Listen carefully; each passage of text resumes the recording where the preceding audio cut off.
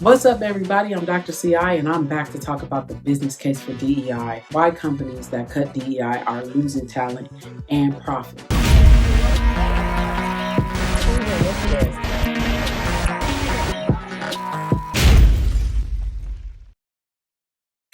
Let's get one thing straight. Cutting DEI is not just sexist, racist, homophobic, xenophobic. It's just bad business. Companies that are gutting their DEI programs thinking they're protecting the bottom line are actually losing money, talent, credibility, and at record speed. And guess what? Y'all deserve it. Let's break down the facts, name some names, and talk about why diversity isn't just good for ethics.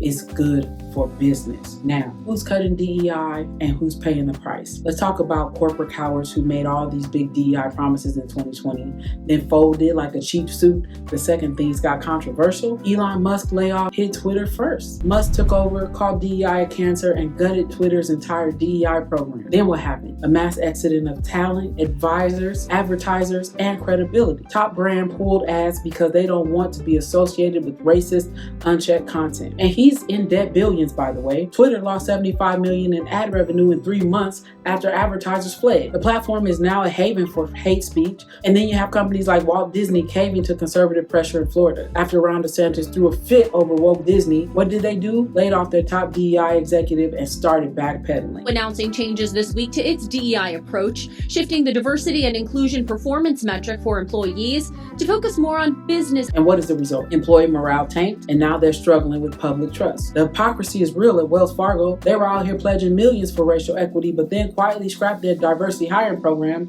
after getting sued by conservatives. But wait, it gets better. This is the same bank that was literally caught discriminating against black borrowers not too long ago. And you Afro-American, they gave you a higher rate.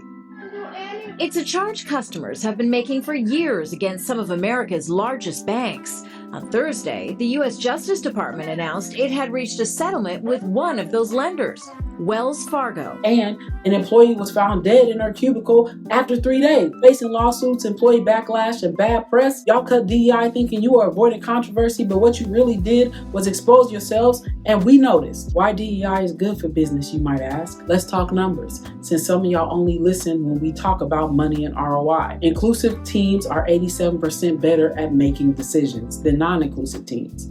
Companies with strong DEI initiatives have higher employee retention, innovation, and brand loyalty. Translation: the businesses that actually invest in DEI outperform the ones still clinging to the good old boy network. And y'all deserve to perish. And I hope that you do, because we see a talent exodus and workers leaving hostile companies. And here's what these companies aren't ready for.